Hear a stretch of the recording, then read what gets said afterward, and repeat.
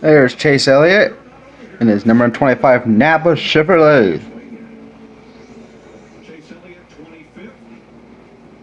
And he's 25th quick.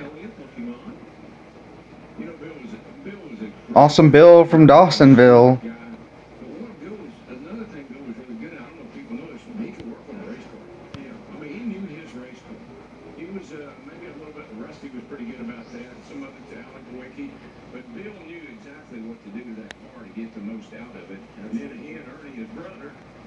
They just had a great combination there for a little while. So yesterday at the Hall of Fame, the 50-plus person voting committee met, and in January, they Charlotte Motor Speedway. the man who built this speedway, and many, many more. Those are some racing legends right there. Some that I've never heard of till yesterday. That's bad. Except for Terry Labonte. I knew where he was. He was around when I was little. The greatest point chaser ever, Jerry Cook, who sometimes would run 2 races in different states within 24 hours, en route to piling up 6 NASCAR championships, and probably the sport's very first superstar, Floyd Virginia's Curtis Turner. Pops, they called him. 17 career wins, but he was the first larger-than-life personality to make its living racing stock cars, and he was also in the lumber business. You know what I like about all five of those guys? You didn't mess with any of them. You know, they're all pretty tough guys. That's true. Real happy for that man right there, though. That is a guy that Bruton Smith has done so much for the sport. And I mean, he's elevated the sport. He's challenged other promoters. He's challenged NASCAR. And I'm just so happy that he got in the Hall of Fame. I'm really happy I wasn't there. You were, Mike. You don't know about nothing, but that Brian France actually sort of encouraged people to consider Bruton going in the Hall of Fame. Charlotte Motor Speedway, 1.5 miles around.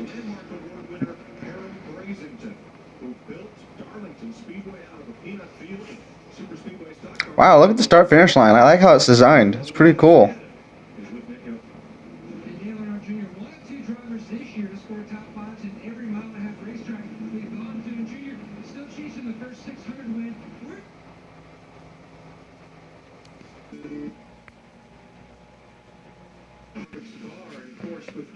There's Dale Earnhardt Jr., whose interview I did not get. My state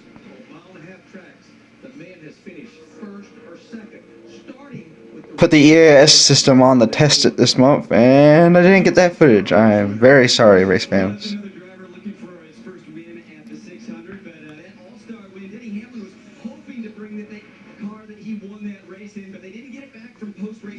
Until Tuesday, so crew chief Dave Rogers said we had to bring out a brand new race car this weekend, and right now Denny Hamlin not very happy with the 11 car. In fact, he just came on the radio a little bit ago and said, "Hey guys, this car not doing what I want it to do, and if you want me to keep this car around, we got to make some big changes." Well, he had a fast car, he had a good car, but I remember Dale Earnhardt used to tell me, "I can pass him." Support our troops. I love those tires. I'd love to own a copy of one of those tires. It looks like a cool racing tire to own. Stay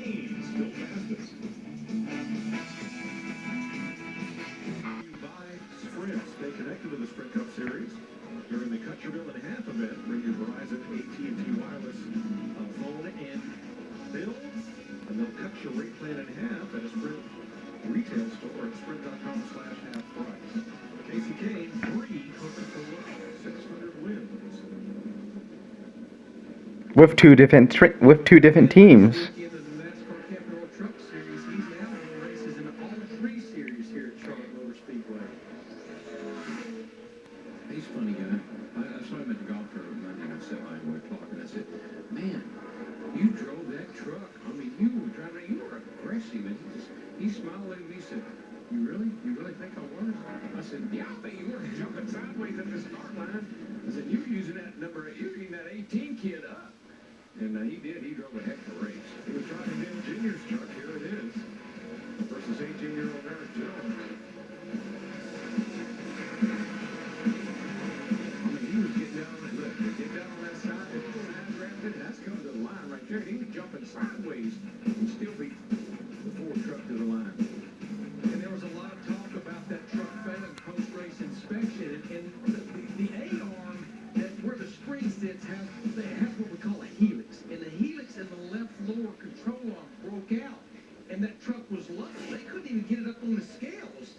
inspection. So obviously when they handed penalties down, they ended up finding Joe Shear and that 00 team of Junior Motorsports $6,000, and he's on probation until the end of the year.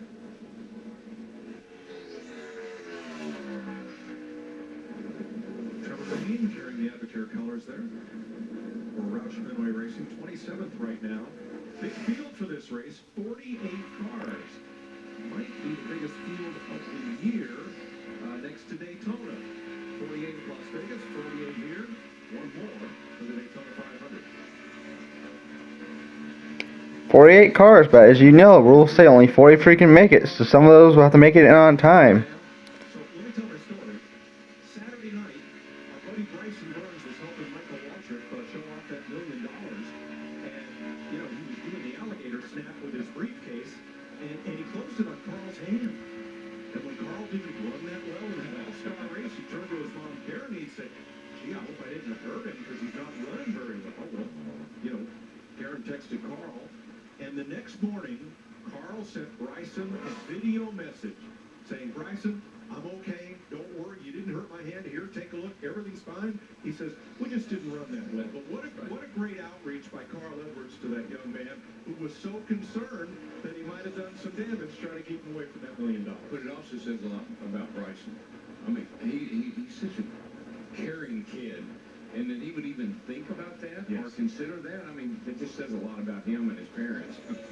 They told me that story this morning over at the Fox Studios here in Charlotte, where the Race Hub Studio, Studio B, was dedicated to Steve Burns, Bryson's dad. It was a wonderful ceremony. Steve Craddock gave a great talk, and so did our boss, Eric Shanks. And Megan Alexander wrote the words that are on the plaque, and I'd read them, but I'd start crying. It's a beautiful remembrance for a wonderful guy. Here's that moment that we were talking about during the Michael Waltrip's track one.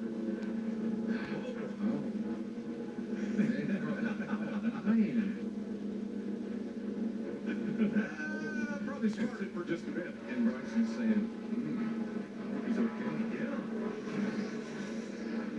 Great. Thanks for getting that, fellas. That's pretty neat. But Darryl Carl made that practice qualifying run. He only ran a little over a tenth quicker than what he ran in the race trail. yeah, I tell you, really. Just need some work to do there. He's the 11th quickest now. Ran a 28:44. He's running the 28:50s in race trail.